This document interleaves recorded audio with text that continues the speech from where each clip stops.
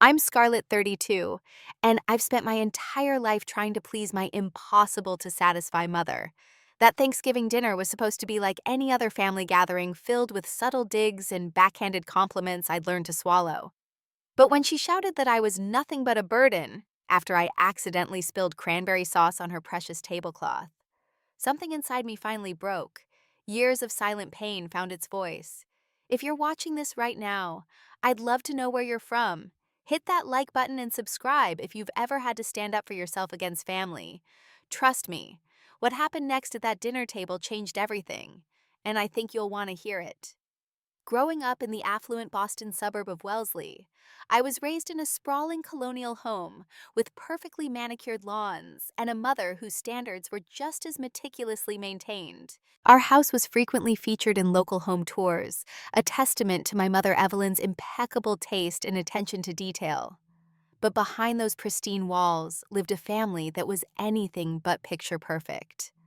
My mother was the embodiment of perfectionism. At 58, she still maintained the sleek blonde bob she'd worn since her 30s. Her wardrobe consisted exclusively of designer pieces in neutral tones, and her posture never slouched, not even in private. She'd been raised in old money, with generations of social expectations weighing on her shoulders, and she passed that burden directly to me. My father, Thomas, a prominent corporate attorney, was physically present but emotionally absent. He worked 12-hour days at his downtown firm and brought case files home on weekends. When confrontations arose between my mother and me, he'd retreat to his wood-paneled study, the soft click of the door lock his way of opting out of family drama. "It's easier to let your mother have her way," he told me once when I was 13 after I'd been reduced to tears over a B+ on a math test. "She means well, Scarlett. She just wants you to have every advantage." But what felt like advantages to my parents felt like chains to me. Piano lessons, ballet, French tutoring etiquette classes. My childhood was a carefully curated series of achievements designed to transform me into the perfect daughter. My schedule was planned down to the half hour with no room for spontaneity or childhood whimsy. When I was 8, I won second place in the regional spelling bee. I'd studied for weeks, mastering hundreds of difficult words, and was proud of my silver medal. But my mother's first question wasn't, "How do you feel?" or "Are you proud?" Instead, she asked, "Who beat you?" "Amanda Taylor," I replied, clutching my certificate. "The Taylor's daughter." She raised a perfectly arched eyebrow. "Well, I'm sure she had extra tutoring. Next time we'll make sure you're better prepared." There was no celebration of my achievement, just a clinical assessment of how to ensure I wouldn't come in second again. That night, I hid in my bedroom closet and cried silently into my favorite stuffed rabbit, a gift from my grandmother, who had passed away the year before. This pattern repeated throughout my childhood. When I was 10, I spent weeks working on an art project for school, a detailed watercolor landscape that my art teacher had praised enthusiastically. I brought it home eager to show my mother, imagining it framed and displayed alongside the professional artwork that adorned our walls. "It's nice, honey," she said, examining it with a critical eye. "But the perspective is off, and you've used far too much blue. It's a bit juvenile." The next morning, I found my painting in the trash. When I confronted her, tears streaming down my face, she seemed genuinely confused by my reaction. "Scarlett, it wasn't good enough to display. I'm trying to teach you standards. Would you rather I lie to you?" My younger sister, Melissa, 3 years my junior, somehow escaped the worst of my mother's perfectionism. Where I was bookish and introspective, Melissa was athletic and socially adept, qualities my mother valued more highly. Melissa got a new bike for her birthday. I had to earn mine through perfect grades. Melissa's B grades were acceptable because she's focusing on sports. My A- were failures. "Your sister knows how to balance her life," my mother would say. "You put too much pressure on yourself, Scarlett." The irony of this statement was never acknowledged. By middle school, I developed chronic stomach aches before family events and Sunday dinners. The pediatrician suggested it might be stress-related, but my mother dismissed this as dramatic. "Scarlett has always been sensitive," she told the doctor, patting my hand condescendingly. "She takes everything so personally." The doctor prescribed antacids rather than family therapy. My father's birthday dinner when I was 14 stands out as a particularly painful memory. I'd saved my allowance for weeks to buy him a special edition of his favorite author's latest book. I'd even written a heartfelt note inside the cover, expressing how much I admired his work ethic and wisdom, qualities I genuinely did appreciate about him despite his emotional distance. When he opened my gift, his face lit up with genuine pleasure. "This is wonderful, Scarlett. Thank you." For a moment, I felt a warm glow of connection. Then my mother spoke. "Thomas, look what Melissa made for you. She designed a custom golf scorecard holder with the family crest. Isn't that clever? And she did it all herself in her woodworking class." My father dutifully admired Melissa's gift, which was indeed impressive for a 12-year-old. My book was set aside never to be mentioned again. It wasn't Melissa's fault, of course. She was caught in the same dysfunctional family dynamic, just playing a different role. Sometimes I caught her looking at me with something like guilt in her eyes, especially after she'd received effusive praise while I was criticized. But we never talked about it. That wasn't the Harrington family way. As high school progressed, I threw myself into academics partly to meet my mother's expectations, but mostly as an escape route. I knew that a prestigious college would give me physical distance from my family, and I clung to that hope like a lifeline. When I was accepted to Northwestern University in Chicago, with a partial scholarship, my mother's response was predictable. "Northwestern, I suppose that's fine. Cousin Bradley went to Harvard, of course, but Northwestern has improved its reputation in recent years." I didn't tell her that I'd been waitlisted at Harvard and had withdrawn my application when Northwestern offered me a place in their journalism program. I also didn't tell her that I'd deliberately chosen a school 1,000 miles away from Boston. The day I left for college was the first time I felt like I could breathe freely. As the plane took off from Logan Airport, I watched the Boston skyline recede and felt a weight lifting from my shoulders. For the first time, I would be judged on my own merits, not compared to cousins, neighbors' children, or my sister. I could finally discover who Scarlett Harrington really was beyond the perfect daughter I'd failed to be. My years at Northwestern were transformative. Away from my mother's critical eye, I discovered talents and interests I'd never been allowed to explore. I joined the university newspaper, fell in love with investigative journalism, and made friends who accepted me for who I was, not who they expected me to be. Chicago became my sanctuary. After graduation, I landed an entry-level position at a digital marketing agency downtown. Within 5 years, I had worked my way up to senior marketing director, leading campaigns for major national brands. My apartment in Wicker Park was small but entirely mine, decorated with vibrant colors and eclectic art pieces that would have horrified my mother's refined sensibilities. But physical distance didn't sever the emotional tethers to my family. Sunday evening phone calls with my mother remained a dreaded ritual, leaving me drained and often in tears. No matter how I tried to structure the conversations, they inevitably followed the same pattern. "How's work, darling?" She would ask, her voice carrying that particular blend of interest and judgment that only mothers seem to master. "It's going well," I'd reply. "I just led a campaign that increased our clients' engagement by 30%. "That's nice. Are you still just doing social media posts?" You know Margaret Thompson's daughter, you remember her from the club. She's been promoted to vice president at her firm. And she's 2 years younger than you. These conversations were masterclasses in subtle undermining. If I mentioned a raise, she'd ask if I was finally making enough to afford a decent neighborhood. If I talked about dating someone new, she'd find a way to question his education or family background. If I shared news about a friend's engagement or pregnancy, she'd sigh and say, "Well, everyone moves at their own pace, I suppose." My therapist, Dr. Klein, whom I started seeing during my second year in Chicago, helped me recognize these patterns as emotional abuse. "Your mother has conditioned you to seek her approval, while simultaneously ensuring you can never fully obtain it," she explained during one session. "It's a control mechanism, Scarlett, not a reflection of your worth." Intellectually, I understood this. Emotionally, I was still that 8-year-old girl, with the second-place spelling bee certificate, desperate for maternal validation. I tried various strategies to manage our relationship.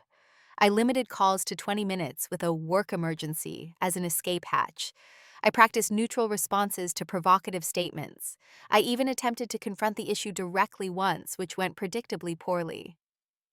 Mom, sometimes I feel like nothing I do is ever good enough for you, I said carefully.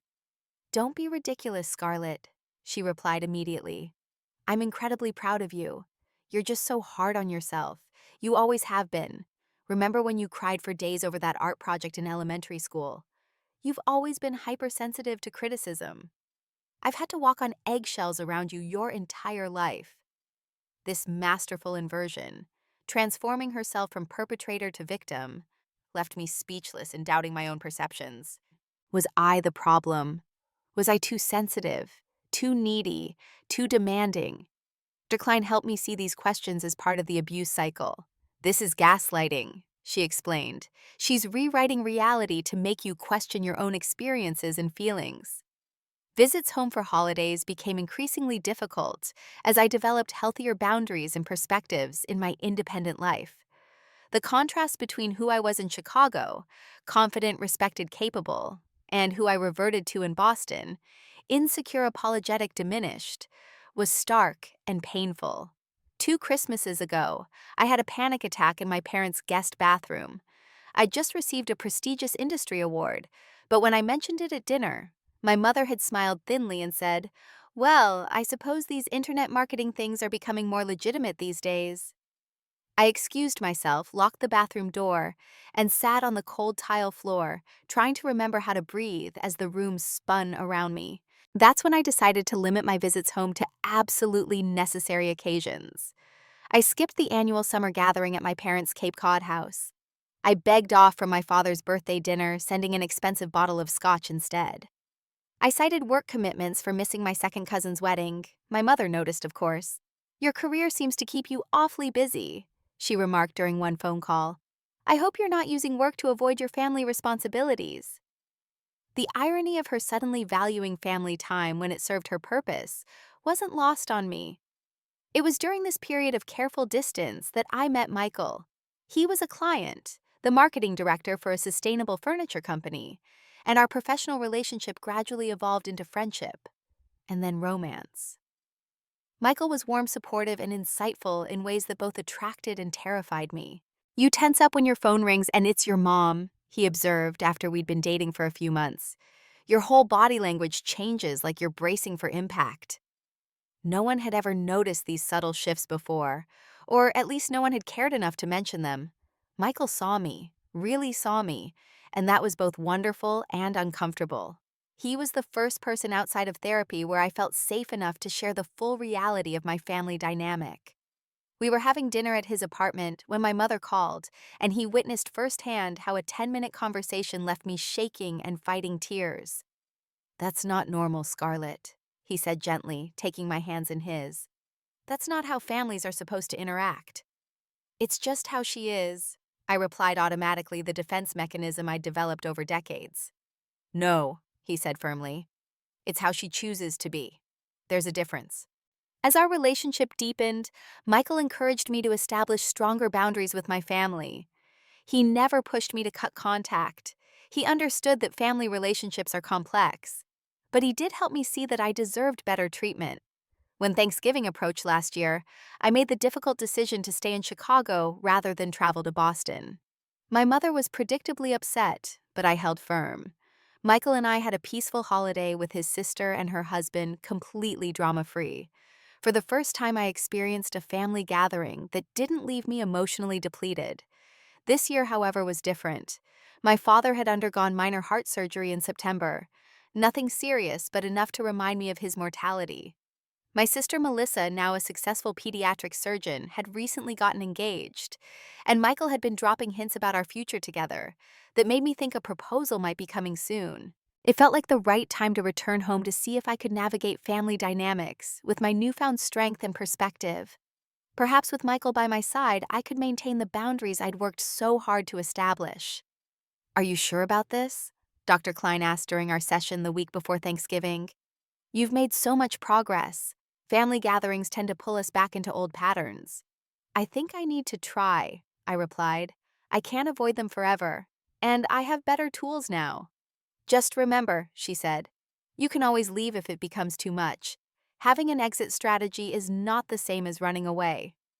I nodded, already mentally planning how Michael and I could make a graceful early departure if necessary. We booked a hotel rather than staying at my parents' house, another boundary that had predictably offended my mother but gave me a crucial sense of control. As our plane touched down at Logan Airport, I squeezed Michael's hand. "Thank you for doing this with me." He kissed my temple. "I'm right here. We've got this." I wanted to believe him, I really did. But as we drove the rental car toward the familiar streets of Wellesley, I felt myself shrinking, becoming smaller with each mile. By the time we pulled into my parents' circular driveway, I was already rehearsing apologies for imagined offenses. The perfect holiday storm was brewing, and I had voluntarily walked straight into it. The Harrington family home looked like it belonged in a holiday catalog. Tasteful evergreen wreaths adorned each window, their burgundy ribbons perfectly matched to the front door. A professionally designed arrangement of white pumpkins and autumn foliage flanked the entryway. Even the welcome mat appeared to have been placed with mathematical precision. "Wow," Michael whispered as we approached the door. "It's exactly how you described it." I nodded, already feeling the familiar tightness in my chest. "Mom believes appearances are everything." My father answered the door, his tall frame slightly stooped from recent health concerns, but his smile genuine. At 64, Thomas Harrington still cut an impressive figure with his silver hair and Brooks Brothers sweater. "Scarlett," he exclaimed, embracing me briefly before extending his hand to Michael. "And you must be Michael. We've heard so much about you." This was a polite fiction. I deliberately shared minimal information about Michael with my parents, but I appreciated the warm welcome. "Thank you for having us, Mr. Harrington," Michael replied, shaking my father's hand firmly. "Please call me Thomas. Come in, everyone's in the living room." As we stepped into the foyer, my mother appeared elegant as always, in a camel cashmere sweater and tailored slacks. Her critical eye swept over me immediately, taking in my burgundy dress and subtle makeup. "Scarlett, darling," she said, air kissing my cheeks, "you look rested. That color is certainly bold for a family gathering." And there it was. The first dig not even 30 seconds into our visit. I felt Michael stiffen beside me, but managed a neutral smile. "Thanks, Mom. You look well, too." She turned to Michael, assessing him with the same precision. "And this is Michael. How lovely to finally meet you." The emphasis on "finally" was subtle but unmistakable.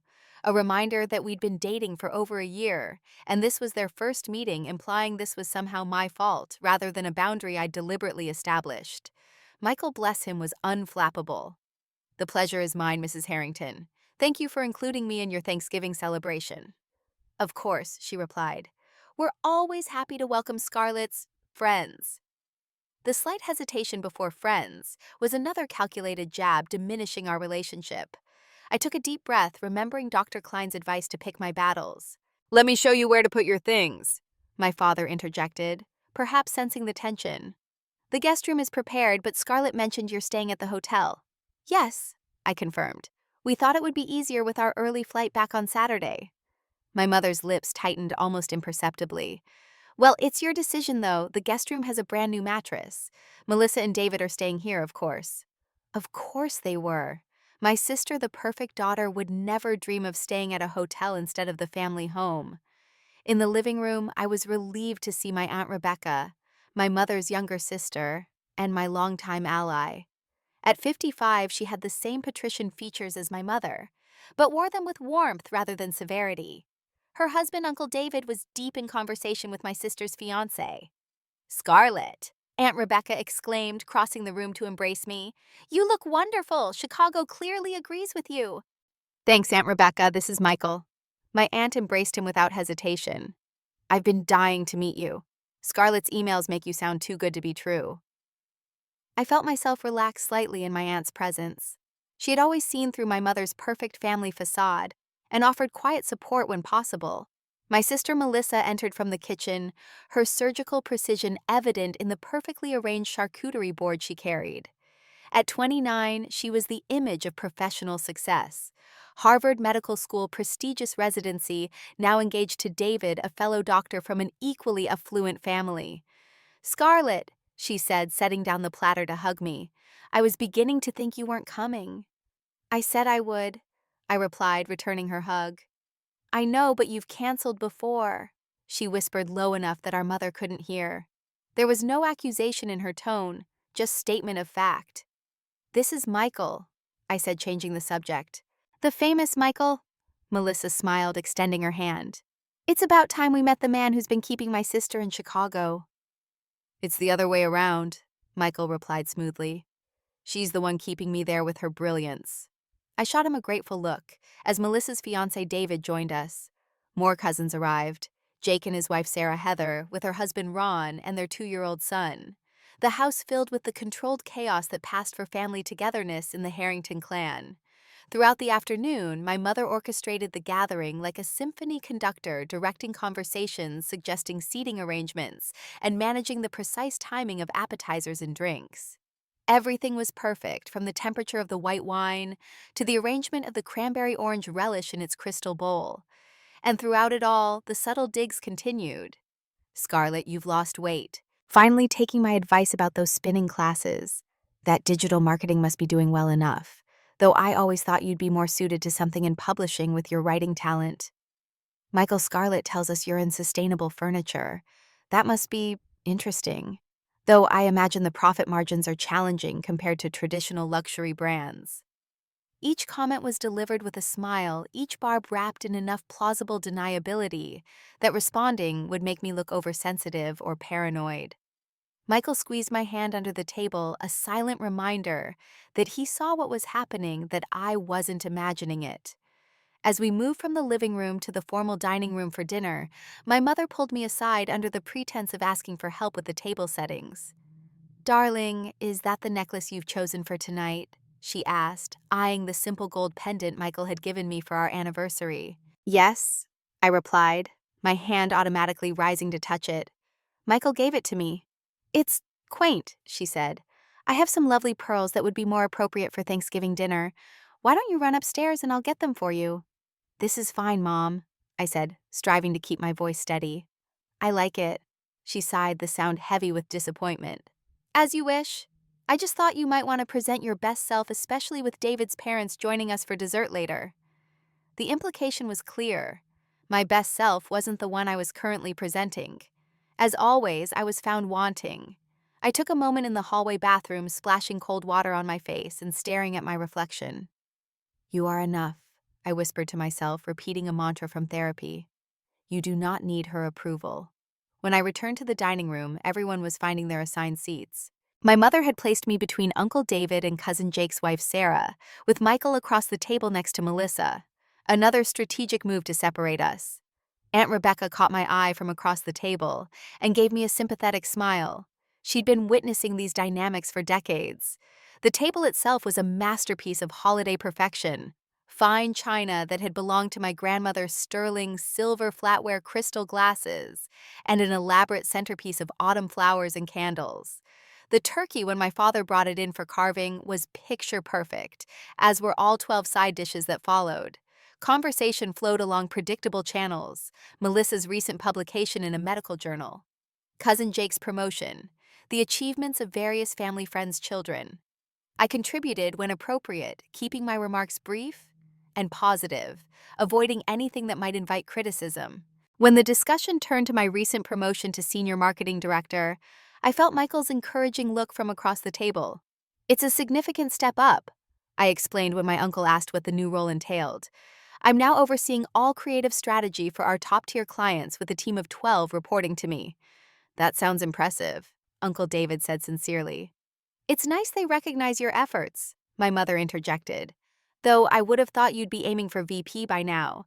Didn't you mention that your colleague, what was her name, Amanda, became VP last year? And she's younger than you, isn't she? Different company, different structure, I replied evenly, though I felt the familiar sting of her comparison. Still, it's important to be ambitious, she continued. You don't want to get comfortable and miss opportunities for advancement. Scarlett's campaign for North Star Athletics increased their conversion rate by 40%. Michael said, his voice calm but firm. The industry average is around 4%. Her work is revolutionizing how these companies engage with customers. My mother's smile tightened. How wonderful. Speaking of achievements, Melissa, tell everyone about your research grant. And just like that, the conversation pivoted to my sister's more impressive accomplishments. It was so familiar, it was almost comical, or would have been if it didn't still hurt so much. As we progressed through the meal, I maintained my composure, focusing on the positives: Michael's supportive presence, Aunt Rebecca's kind interjections, the genuinely delicious food. I was managing, I was coping, I was an adult handling a difficult family dynamic with newfound maturity. Then came the cranberry sauce incident. I was reaching for my water glass, my hand slightly unsteady after 3 hours of navigating emotional minefields, when my elbow bumped the crystal cranberry sauce boat. It tipped, sending a stream of vivid red sauce across the immaculate white tablecloth, directly in front of my mother. Time seemed to slow down. I watched the stain spread crimson against pristine white like blood on snow. The table fell silent, all eyes moving between the spreading stain and my mother's face. "I'm so sorry," I said quickly, reaching for my napkin. "Let me help clean that up." My mother's face transformed, the careful social mask dropping to reveal the fury beneath. "Don't touch it. You'll only make it worse." She stood abruptly, her napkin clutched in a white-knuckled hand. "This tablecloth is an heirloom scarlet. It's over 100 years old. It can't be replaced." "I'm really sorry," I repeated, feeling myself shrink under her glare. "It was an accident." "It's always an accident with you, isn't it?" she snapped, her voice rising. "You've always been clumsy and careless. You never think before you act." The dining room was deathly quiet now, the festive atmosphere evaporated. "Evelyn," my father said quietly, "it's just a tablecloth. Accidents happen." But my mother was beyond reason, years of carefully contained frustration with my perceived failures, finding an outlet in this single incident. "It's not just a tablecloth, Thomas. It's a family heirloom that survived 4 generations until Scarlett got her hands on it. This is exactly what I'm talking about. No consideration for family history, for tradition, for anything beyond her own little world." I sat frozen, the familiar shame washing over me. I was 8 years old again, being scolded for a spelling bee medal that wasn't gold. "Everything I try to teach her goes in one ear and out the other," my mother continued, now addressing the entire table as if I weren't present. 32 years old and still making the same thoughtless mistakes. I have to fix everything she touches." And then came the words that would change everything. "You're nothing but a burden," she shouted, her composure completely shattered. "You always have been." The words hung in the air, shocking in their naked hostility. Tears burned in my eyes as I registered the expressions around the table. My father's discomfort, Melissa's wide-eyed shock, Aunt Rebecca's anger, Michael's protective fury. But something else was happening too, something unexpected. As I looked at my relatives' faces, I saw dawning recognition. They were finally seeing what I had experienced my entire life: the emotional abuse that had always been carefully disguised as high standards and tough love. In that moment of clarity, as my mother's true feelings were laid bare for everyone to witness, I felt something shift inside me. The constant anxiety, the desperate need for approval, the reflexive assumption that I was always wrong. These lifelong companions suddenly seemed like shackles I could finally shed. I took a deep breath, wiped my tears, and looked directly at my mother. "Is that really how you see me, Mom, as a burden?" The silence that followed my question was deafening. My mother, perhaps realizing she had crossed a line that couldn't be uncrossed in front of witnesses, attempted to regain her composure. "Don't be dramatic, Scarlett," she said, smoothing her napkin back onto her lap. "You know how I feel about this tablecloth. It belonged to your great-grandmother." But I wasn't going to let her rewrite what had just happened. Not this time. Not anymore. "This isn't about the tablecloth," I said, my voice surprisingly steady despite the emotions churning inside me. "This is about how you've treated me my entire life. Like I'm a perpetual disappointment. Like nothing I do is ever enough." "That's completely untrue," she replied, her tone shifting to one of wounded innocence. "I've only ever wanted the best for you. If encouraging excellence makes me a villain in your eyes, then so be it." I felt Michael watching me from across the table, his eyes conveying silent support. Aunt Rebecca reached over and placed her hand on my shoulder, a small gesture of solidarity that gave me courage. "Encouraging excellence isn't the same as demanding perfection," I continued. It's not the same as comparing me constantly to others, or dismissing my achievements, or making me feel like I'm fundamentally flawed. My mother's face hardened. I don't know where this is coming from. We've given you every advantage, every opportunity. Many people would be grateful for the upbringing you've had. I am grateful for the opportunities, I acknowledged, but I'm not grateful for the emotional cost that came with them. I took a deep breath, feeling decades of suppressed truth rising to the surface. Do you remember when I was 8 and won second place in the spelling bee? Your first question wasn't, "Are you proud?" but "Who beat you?" Do you remember throwing away my watercolor painting because it wasn't good enough to display? Or telling me my dress made me look heavy at Cousin Sarah's wedding when I was 15? Or suggesting my college scholarship wasn't as impressive as Bradley's Harvard acceptance? My mother's expression flickered between disbelief and defensiveness. You're dredging up ancient history and distorting it. I was trying to motivate you to help you reach your potential. By making me feel like I was never good enough, I asked. By treating Melissa differently because she naturally excelled at things you valued more. Melissa shifted uncomfortably in her seat. Scarlett, I don't think this isn't about you, Melissa, I said gently. You were caught in the same dynamic, just in a different role. Mom pit us against each other, whether she meant to or not. My father half rose from his chair. Let's not do this now. It's Thanksgiving. When should we do it, Dad? I asked, turning to him. When is a good time to talk about the fact that I've been in therapy for years, trying to undo the damage of never feeling good enough? When is a good time to mention that I have panic attacks before family gatherings because I'm so afraid of being judged and found wanting? The shock on my father's face was genuine. He slowly sat back down, his napkin clutched in his hand like a lifeline. I turned back to my mother, whose face had gone pale with anger or shock. Perhaps both. You want to know why I stay in Chicago? Why I limit my visits home? Why I've chosen a career path different from what you envisioned? It's because I've spent my entire life trying to please you, and I finally realized it's impossible.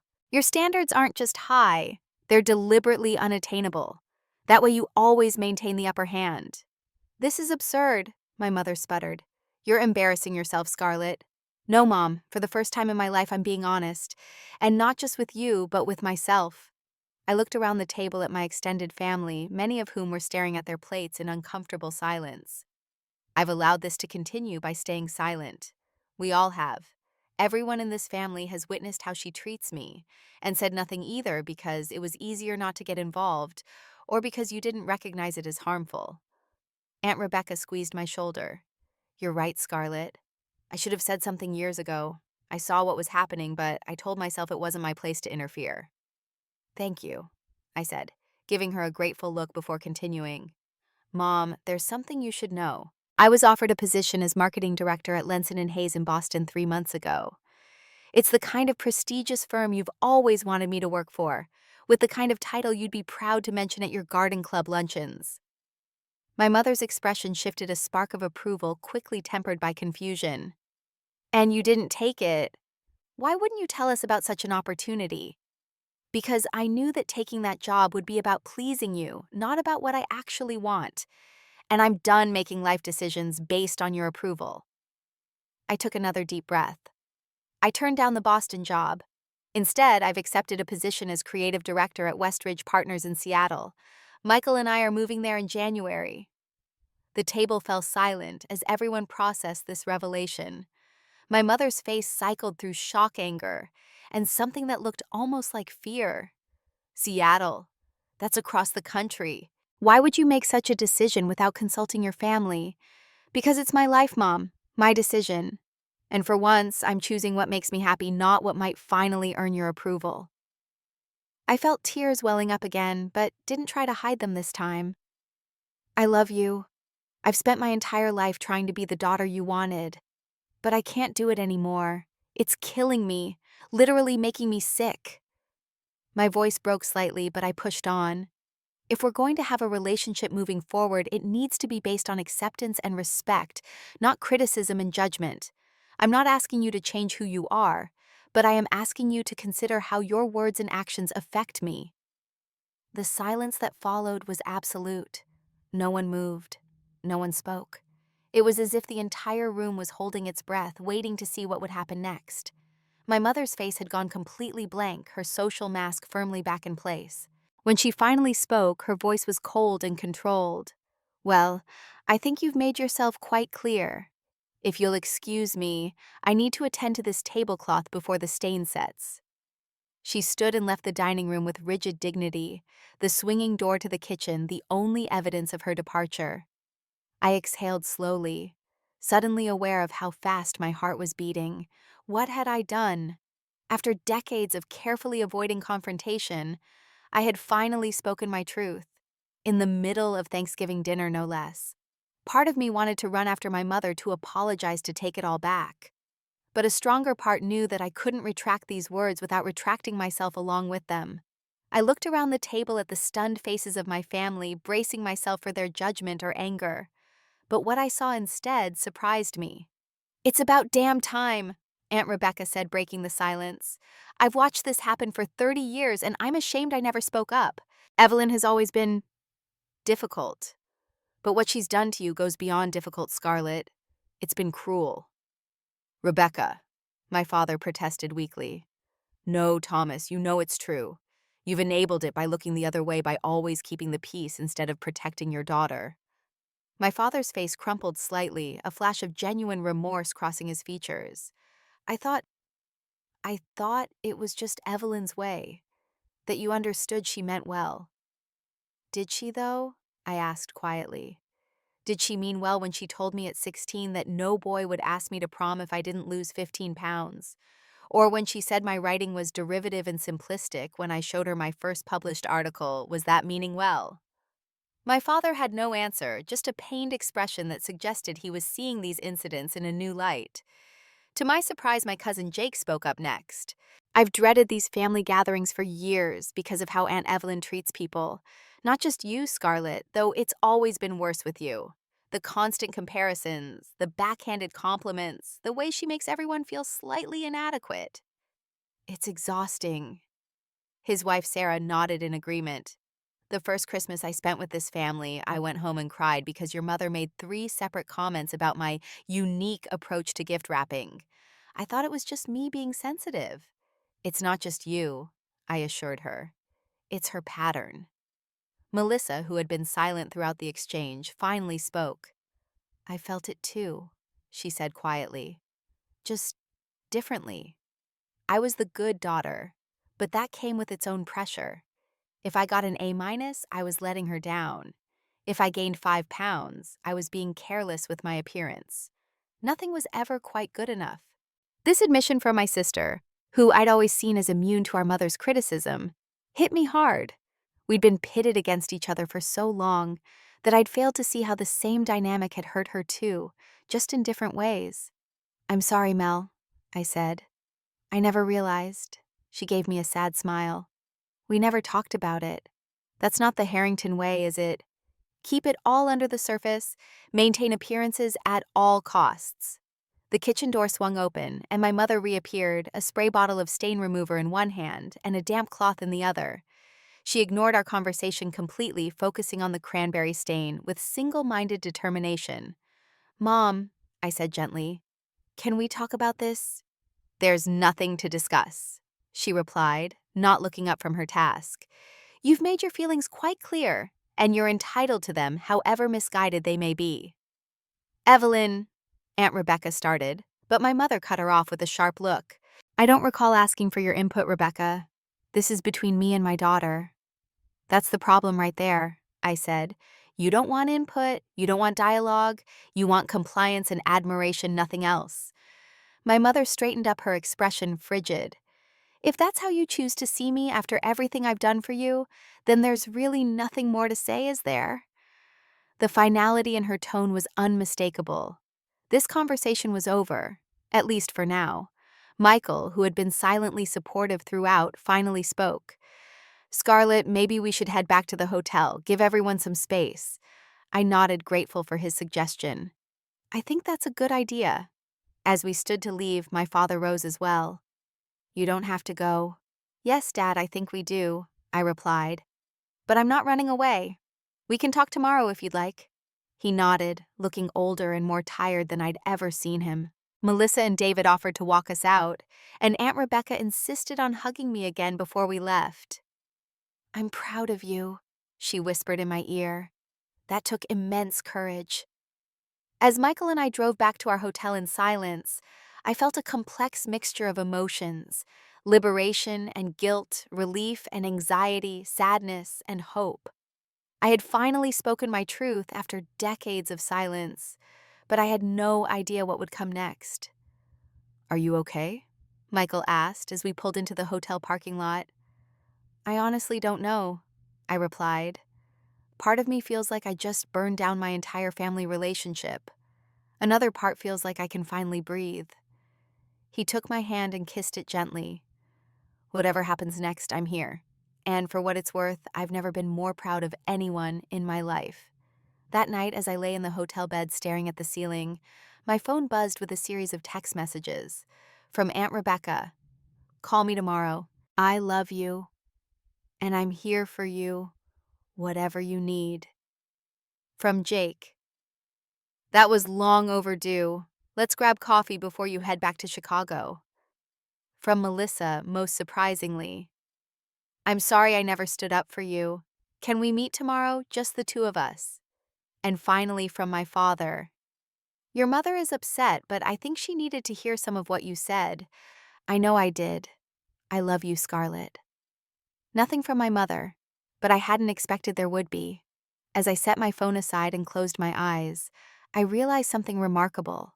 For the first time in years, I was about to fall asleep after a family encounter without taking an anxiety medication. My chest felt lighter, my breathing easier. The road ahead would be difficult, messy, and uncertain. But for tonight, speaking my truth had been enough. The days following my Thanksgiving confrontation unfolded in ways I couldn't have predicted. The morning after I met Melissa for coffee at a small cafe in downtown Wellesley, away from our parents' house and prying eyes. "I've never seen Mom so rattled," she said, as we settled into a corner table. "She spent hours on the phone with grandmother after you left, then locked herself in her bedroom for the rest of the night." "Is she okay?" I asked, surprised by my own concern after years of emotional injury. Melissa shrugged. "Physically, yes. Emotionally, I think you punctured something essential in her self-image. She's always seen herself as the perfect mother, raising her daughters with high standards and good values. Hearing how her behavior actually affected you was, well, I don't think she knows how to process it." "I didn't mean to hurt her," I said, realizing it was true. Despite everything, I didn't want my mother to suffer. I just wanted the dynamic between us to change. "I know," Melissa replied, stirring her latte absently. "But maybe this needed to happen. For all of us." We talked for nearly 3 hours, peeling back layers of our shared childhood that we'd never discussed before. How Melissa had felt the constant pressure to maintain her golden child status. How she'd resented me at times for my academic abilities, just as I'd resented her for her athletic prowess and social ease. How we'd both adapted to our mother's expectations in different ways. Me through achievement and eventual avoidance. Melissa through compliance and perfectionism. "Do you remember when I won the state tennis championship in high school?" she asked. I nodded. It had been a major event in our family, with my mother bragging about it for months afterward. Mom's first comment when I got off the court wasn't "congratulations" or "I'm proud of you." It was, "Your backhand was inconsistent in the second set. We'll need to work on that." Melissa's eyes filled with unexpected tears. Nothing was ever enough. I reached across the table and squeezed her hand. "I'm sorry I didn't see how it affected you too. I always thought you had it easier." "I did in some ways," she acknowledged. "But the pressure was just different, not absent. At least you escaped to Chicago. I stayed in Boston, went to Harvard like they wanted, became a doctor like they expected. Sometimes I wonder how much of my life has been about making my own choices versus fulfilling Mom's vision." "Do you love medicine?" I asked, realizing I'd never directly asked her this fundamental question. She thought for a moment. "Yes, I do. Pediatric surgery genuinely fulfills me. But would I have chosen it without the family pressure? I'm not sure I'll ever know." Before we parted, Melissa hugged me tightly. "I'm sorry I wasn't a better sister," she whispered. I should have stood up for you more.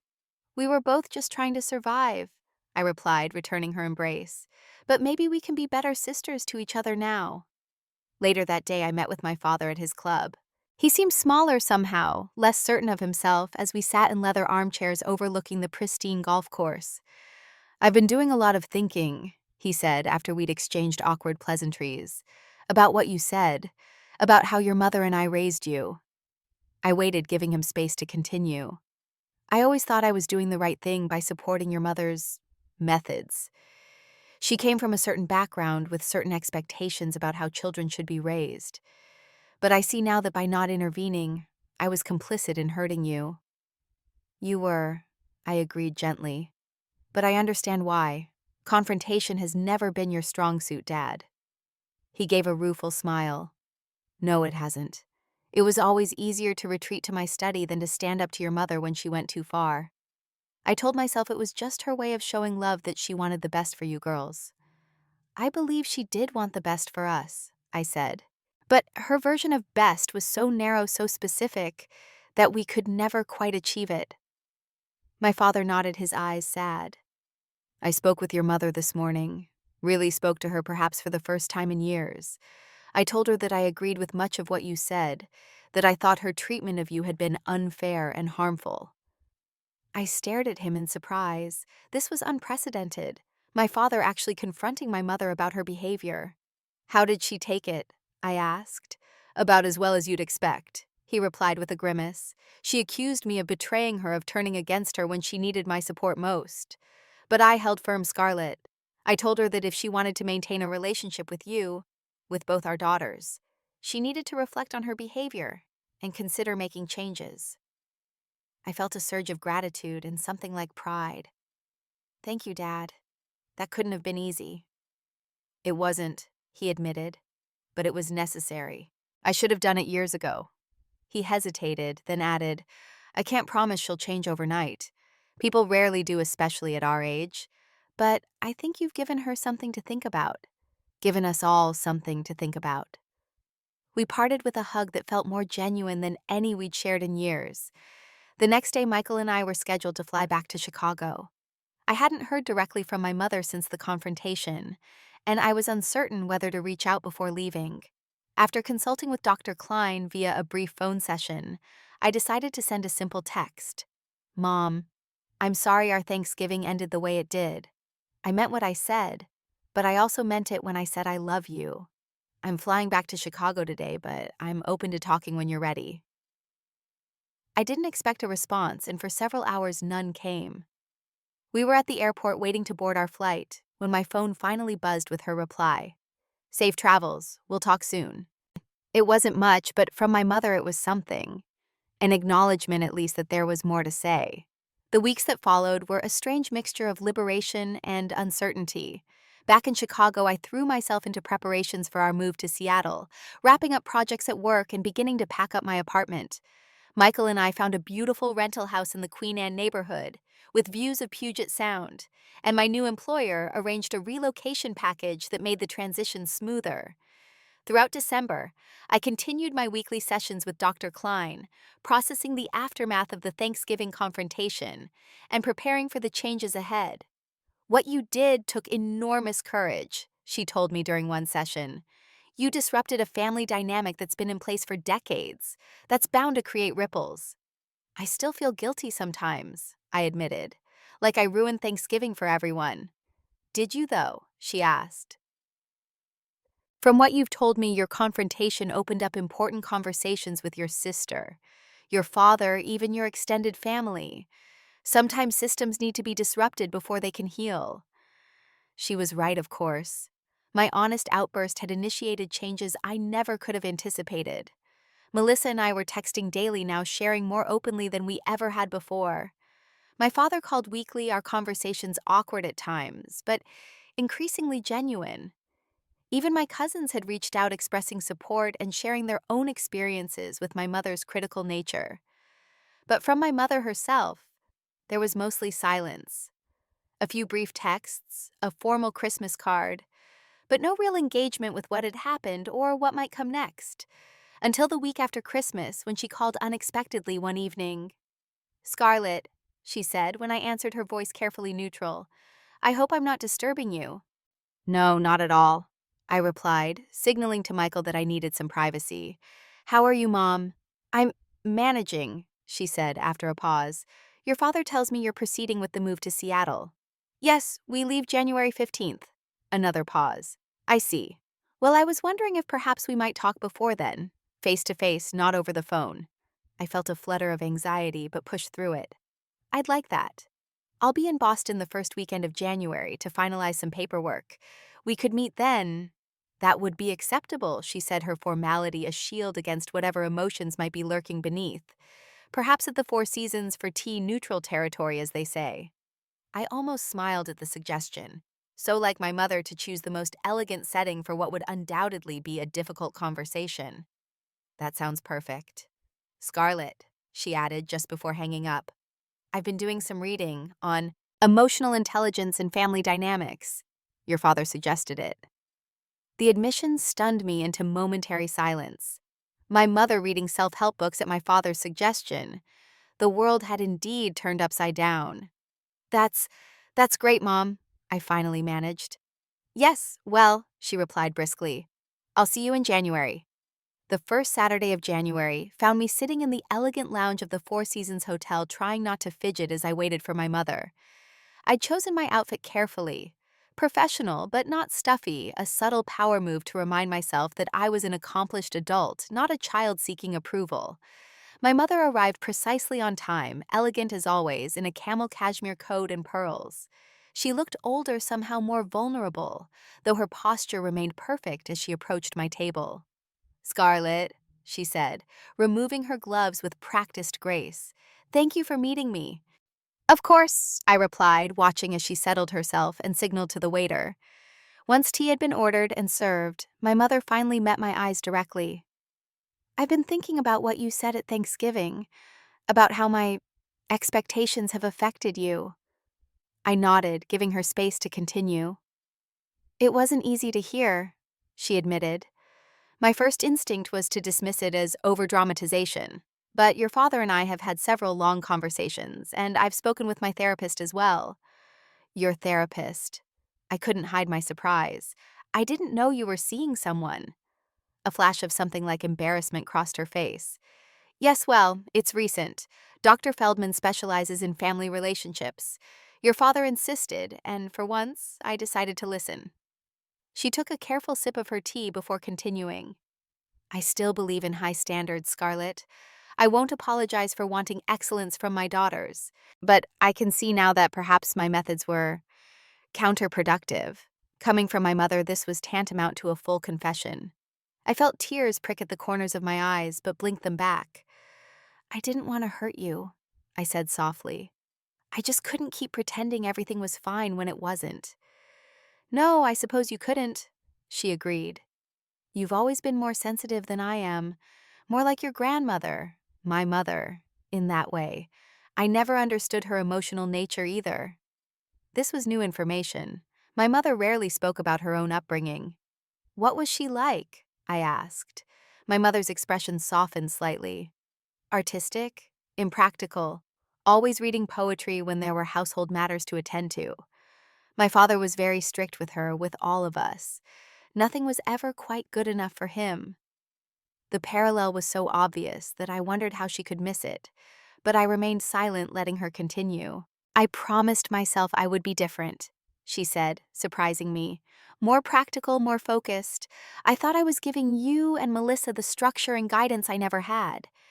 I see now that I may have overcorrected. Mom, I said gently, you don't have to be perfect. None of us are. She looked at me sharply. That's what Dr. Feldman says, that my pursuit of perfection comes from my own insecurities. She said this as if the concept were still foreign, something she was trying on like an ill-fitting garment. Does that make sense to you? I asked. She sighed, a small break in her perfect composure. Perhaps, I don't know. It's all very new, this introspection. We talked for nearly 2 hours, covering ground we'd never explored before. My mother didn't fully apologize. That wasn't her way, but she acknowledged that some of her behavior had been harmful. She expressed confusion about my career choices, but made an effort to understand my passion for creative marketing. She asked about Seattle with what seemed like genuine interest. As we prepared to leave, she hesitated, then reached into her purse and withdrew a small box. "This was going to be your Christmas gift," she said, pushing it across the table. "But I thought perhaps it would be more meaningful to give it to you in person." I opened the box to find a beautiful antique locket, one I recognized from my grandmother's jewelry collection. "It was my mother's," she confirmed. "She gave it to me when I left for college. Inside is a picture of her with my father on their wedding day, and one of me as a child. I thought perhaps you might add a photo of your own. Carry your history with you to Seattle." The gesture moved me deeply. My mother had never been sentimental about family heirlooms, always preferring to keep them safely stored rather than used. "Thank you," I said, genuinely touched. "It's beautiful." She nodded, satisfied. "We'll never have the sort of effusive relationship you might prefer, Scarlett. That's not who I am. But I do want you in my life. I want to know my future grandchildren. I want to do better." It wasn't everything I might have hoped for, but it was more than I ever expected. As we parted with an awkward hug, my mother had never been physically demonstrative. I felt a cautious optimism about our future relationship. 2 weeks later, Michael and I moved to Seattle. The distance, rather than widening the gap between my family and me, seemed to create space for new, healthier connections to form. My mother and I established a routine of speaking by phone every other Sunday, brief conversations at first gradually lengthening as we both grew more comfortable with our new dynamic. In March, she and my father visited Seattle. There were tense moments. My mother couldn't entirely resist commenting on our home decor or suggesting improvements to the neighborhood, but there were also glimpses of a woman I'd never really known before. One who admired the sunset over Puget Sound with genuine appreciation, who asked thoughtful questions about my new role at Westridge Partners, who brought a gift for Michael that showed she'd actually listened when he mentioned his interest in local Pacific Northwest history. By summer, Melissa and David were engaged, and I returned to Boston for her bridal shower. Sitting in my parents' garden, watching my mother fuss over flower arrangements and champagne glasses, I felt a strange sense of déjà vu, until she caught my eye across the lawn and gave me a small, almost conspiratorial smile. "She's trying," Aunt Rebecca murmured, following my gaze. "In her own way." "I know," I replied. "It's enough for now." When Michael proposed on a hiking trail overlooking the Seattle skyline that September, my mother was the third person I called after Melissa and Aunt Rebecca. Her response was characteristically restrained but genuine. "He's a good man, Scarlett. I'm happy for you both." It wasn't the effusive celebration some daughters might receive, but from Evelyn Harrington, it was a revolution. Dr. Klein, with whom I'd continued therapy via video sessions, helped me maintain perspective during this period of transition. "Change in long-standing relationship patterns is rarely linear," she reminded me. "There will be setbacks, moments when your mother reverts to old behaviors, or when you fall into familiar response patterns. The key is to recognize them when they happen and make different choices." She was right, of course. There were difficult moments, a cutting remark about my wedding dress choices, a dismissive comment about our decision to have a smaller ceremony, rather than the society event she would have preferred. But now, instead of swallowing my hurt or erupting in long-suppressed anger, I could calmly name the behavior and set a boundary. "Mom, that comment about my weight and wedding dresses was hurtful. I need you to stop making observations about my body." "I'm sorry, I didn't mean it that way." She would respond, not quite apologizing, but at least acknowledging the issue. It was progress. As my wedding day approached, I reflected on the journey of the past year.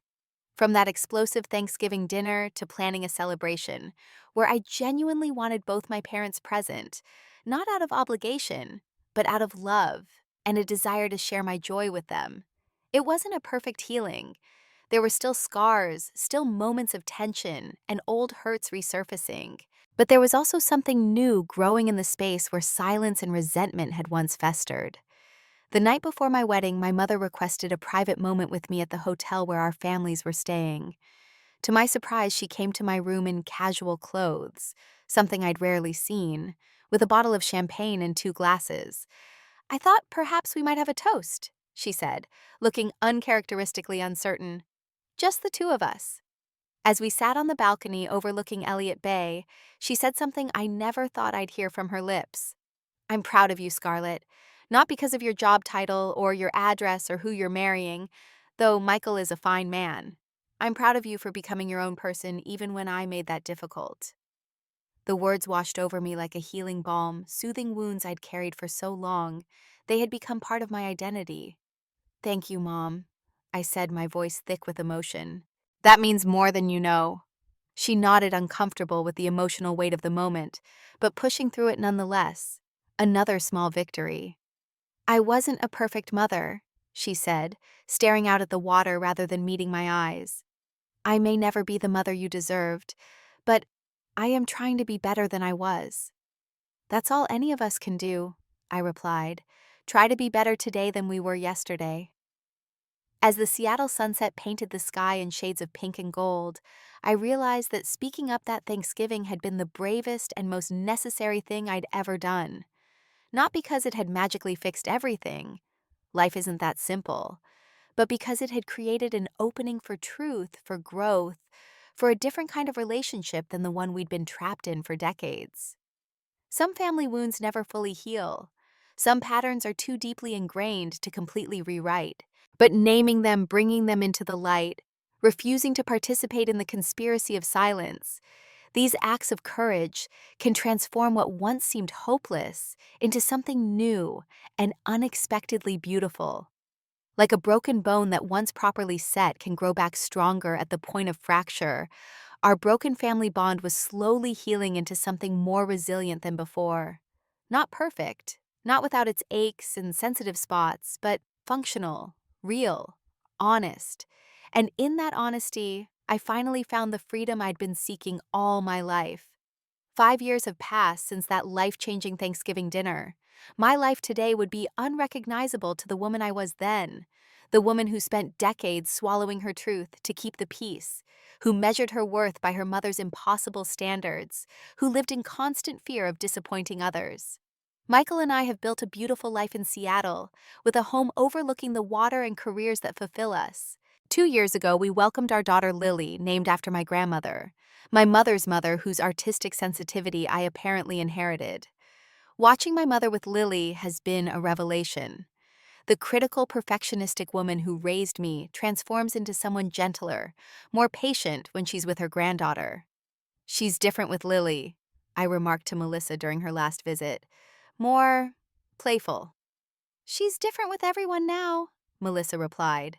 "Still Evelyn Harrington, of course. She nearly made her new assistant cry last week over a scheduling error. But there's a self-awareness that wasn't there before." It's true.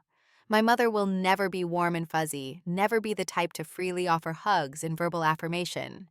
But she has learned to catch herself when the critical comments rise to her lips, to ask questions instead of making assumptions, to acknowledge when she's crossed a line. Our relationship exists in a new space now.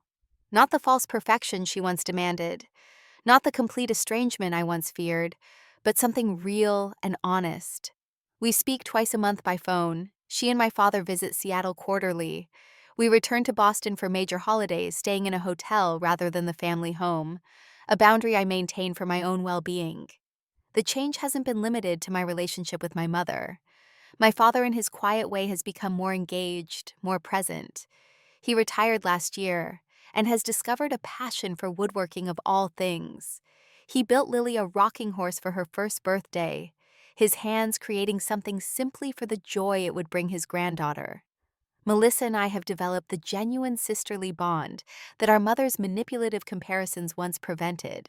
We talk weekly, sharing the challenges of our respective careers, supporting each other through the inevitable ups and downs of life. She and David have twins now, a boy and a girl, and watching our children play together at family gatherings brings a special kind of healing. My relationship with Michael has deepened through all of this. He witnessed my moment of greatest vulnerability and stood by me as I rebuilt my sense of self.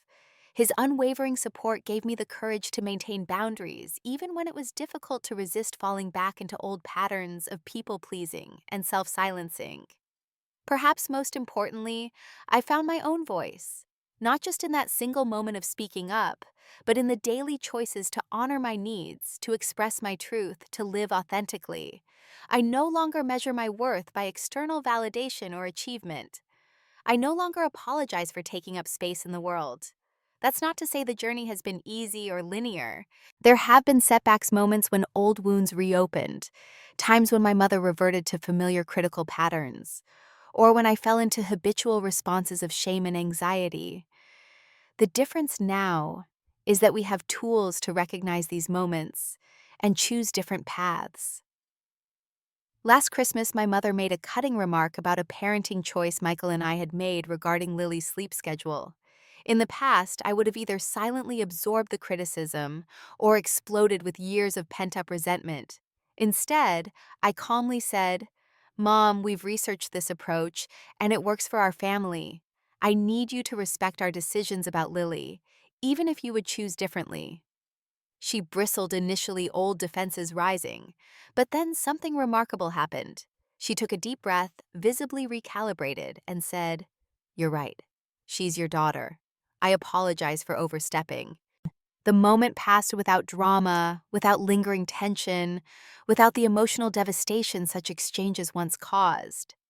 It was in its quiet way revolutionary. Dr. Klein, with whom I still check in, occasionally describes this as creating new neural pathways, literally rewiring our brains to respond differently to familiar triggers.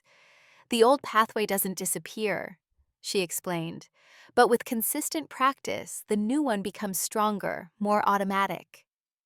I think about that Thanksgiving dinner often, not with regret or shame, but with a sense of wonder at how one moment of raw honesty could catalyze so much change. My speaking up didn't just alter my relationship with my mother, it created ripples throughout our entire family system. Aunt Rebecca became more assertive in family gatherings. My father found his voice after decades of silent compliance. Melissa began examining her own patterns of perfectionism and people-pleasing. Even my mother, in her way, has grown. At 73, she's not a completely different person. The core of who she is remains unchanged. But she's developed a capacity for self-reflection that once seemed impossible, a willingness to consider how her words and actions affect others. She still values excellence, still notices when things aren't just so, but she's learning to hold those observations more lightly, to consider whether expressing them serves any purpose beyond asserting control. Last month, when she visited for Lily's second birthday, I overheard her talking to my daughter as they planted flowers in the garden. "It doesn't have to be perfect, sweetheart," she said, as Lily haphazardly patted soil around a small pansy. "The important thing is that you're enjoying yourself." I stood frozen in the doorway, tears springing to my eyes at words I had never heard from her lips during my own childhood. Later, when I mentioned it, she looked embarrassed, but didn't deny it. "I've been thinking a lot about joy lately," she said carefully, "about how often I sacrificed it on the altar of perfection. I don't want Lily to make the same mistakes." "Or me," I added gently. She met my eyes then, a rare moment of complete vulnerability. "Especially not you." It wasn't quite an apology for all the years of criticism and impossible standards, but in its way, it was an acknowledgement, a recognition of what had been lost and what might still be salvaged. As I reflect on my journey from that Thanksgiving confrontation to today, I'm reminded of a concept from Japanese pottery kintsugi, the art of repairing broken vessels with gold. Rather than hiding the damage, kintsugi highlights it, creating something more beautiful and valuable than the original unbroken piece. That's what speaking my truth did for my family relationships. It broke something that needed breaking, the facade of perfection, the pattern of criticism and silence, the pretense that everything was fine when it wasn't. And in that breaking, it created space for something new to form something authentic, and in its imperfect way more beautiful than what came before. If you're watching this and struggling with similar family dynamics, I want you to know that speaking up is terrifying but transformative. It may not fix everything. Some wounds are too deep, some people too resistant to change, but it can free you from the prison of pretending. It can open pathways to healing you never imagined possible. You deserve to be seen and heard. You deserve relationships based on truth and mutual respect. You deserve to take up space in the world without constant apology or explanation. And sometimes the bravest thing you can do is simply to speak your truth, not with anger or accusation, but with honesty and self-respect. The rest, as they say, will follow. If my story resonated with you, please like this video and subscribe to hear more experiences of breaking generational patterns and finding healing. Share in the comments if you've ever had to stand up to family expectations that were hurting you. Your story might help someone else find their voice. Thank you for listening, and remember, speaking your truth is the first step toward living it.